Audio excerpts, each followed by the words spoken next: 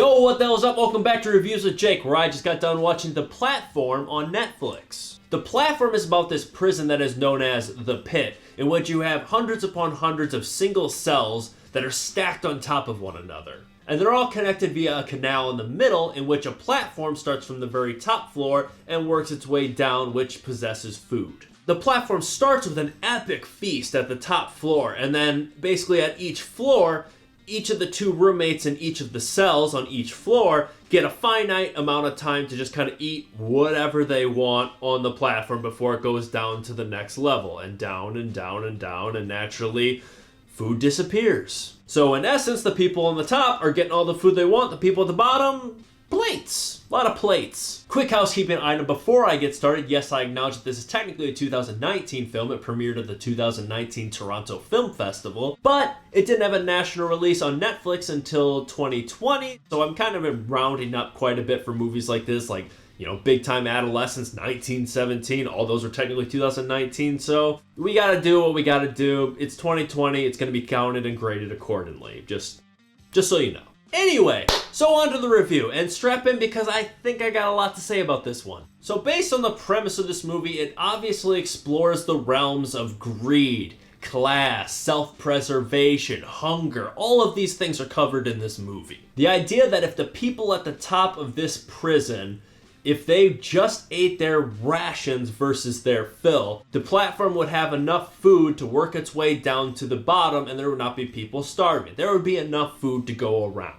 It's a very relevant concept for today's COVID-19 world that we're all living in presently, that we're all sort of waiting for the platform to come down to us in a sense, some platform or another. Whether it's waiting for grant money, relief funds, the stimulus checks to descend upon us from above graciously, or even those that go to the grocery store a little bit later on in the day versus right off the bat when shelves have been swept clean because people are going through with cart loads of stuff, just jamming everything into their cart, kind of just in a straight up self-preservation hoarding mentality. If we as a species would just work together, there would be enough to go around. We would all be able to get through this, but the problem is the system is broken and the people at the top get their first dibs at all of the great things, whether it's food, money, jobs, whatever, and the people at the bottom just kind of wait for the trickle down. And it's not even a matter of ignorance. It's not like we don't know that there are people below us on this ladder of class. We all are more than aware of the fact that there are people that are living off what we don't want, at least in some sense. But we continue to keep on keeping on because of our greed, self-preservation, and hell, even cruelty. I mean, that is on full blast here in the movie and in, well, reality, as much as we hate to admit it. I was in New Orleans a few years ago for Mardi Gras, and I probably saw the most disturbing example of this that I've ever seen, and quite possibly the most harrowing thing I've seen in general. Around Bourbon Street, I saw a homeless girl reach into a garbage can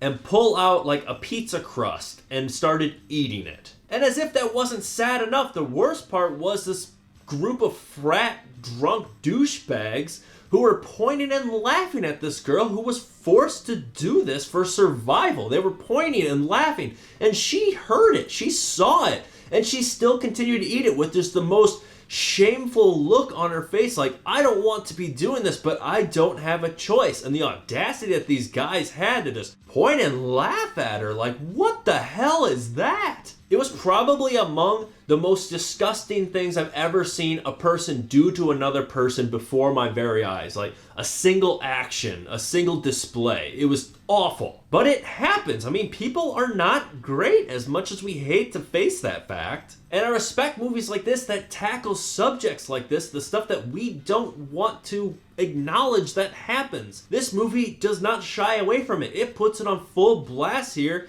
and I admire the hell out of that. And to not only put it on display, but do it in an artistic, unique, interesting way? Sign me up. So let's just start there with the pros. This was an interesting frickin' premise. Like, just straight up, this premise was amazing. I was drawn in immediately upon learning what this movie was about. It tackles just the deepest, darkest parts of human nature and things that actually happen.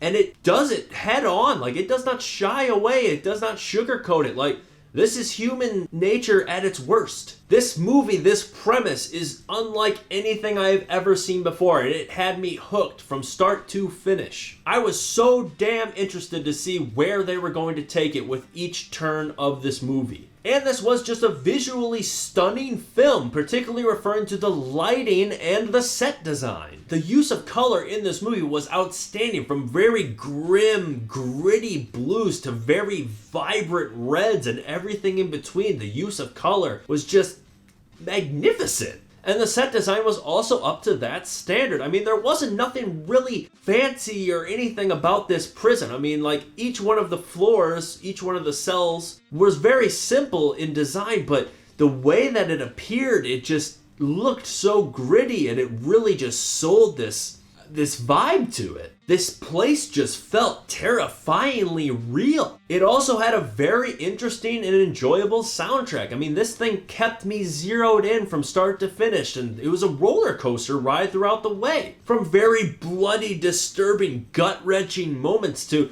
weird little twists of comedy that they threw in there is just kind of a little hint of something. I mean, it had both unique polar sides, and it handled both of them very well, and that's unique and respectable. This was an incredibly daring, thought-provoking movie, and it looked and sounded great to match. However, my cons mostly circulate around the fact that, yes, I applaud this movie for having a lot to say.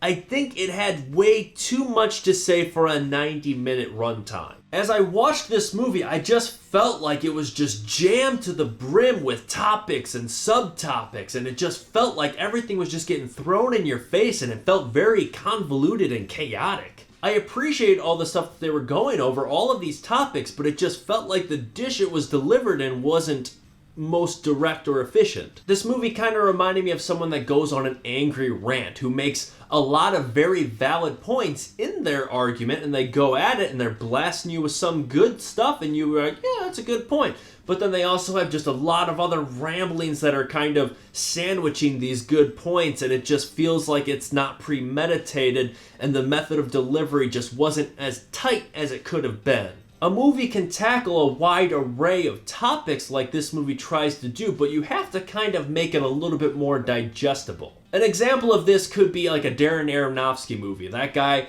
tackles a lot of subject matter in his movies, particularly I'm thinking of Mother. That movie blasts you with a lot, especially in the third act, from religion to earth preservation to just humanity and everything in between. It just tackles everything all at once. And yes, it feels chaotic, but it feels more digestible because they have an extra 30 minutes of runtime where it feels like they kind of went through the motions a little bit smoother. Another example is actually a movie that tackles the same kind of subject matters in class and poverty and such, in Parasite, which I actually just got around to see finally. That movie takes a little bit less of a strictly metaphorical approach than like Darren Aronofsky or this movie. That movie feels like you could watch it in itself, and it tells a great story that you know, if you don't put anything else into it, this is still a great story. Darren Aronofsky in this movie, you feel like if you aren't looking at it metaphorically, you kind of get lost and bogged down a little bit. Like, Parasite handled the topic of class in a much more digestible way. Like, you didn't realize that you were taking in these agendas while watching it. You kind of think about it after the fact and you're like, oh yeah, you know, that makes sense. This movie was very metaphorical, and it hits you in the face constantly with these metaphors. Like, they're holding a map and you're just getting blasted in the face, but you're just sitting there like trying to read the key, the legend, to figure out what all these metaphors mean, but you're just too busy getting smacked in the face to really take it all in, and it just throws a lot at you. I think this movie could have really benefited from either an extra 30 minutes to really flesh out some of these ideas, maybe dive deeper into the characters and just be a little bit more methodical about it, or just dumb down a little bit and cut down some of these concepts that try to get tackled and just make it a little bit more simple so the movie doesn't feel so chaotic. All in all though, I gotta say I appreciated the hell out of this movie. As I've mentioned in previous reviews, I love movies that prompt conversation after you walk out of the theater. In this case, close down Netflix. The movies that it's borderline impossible to not turn to the people that you just saw the movie with and have a full-blown discussion trying to decipher it like it's a freaking puzzle. I love movies like this, and this movie, no exception. It was well made, effective, daring. I mean, what else can you say? Hats off to them. I'm gonna give The Platform a B+.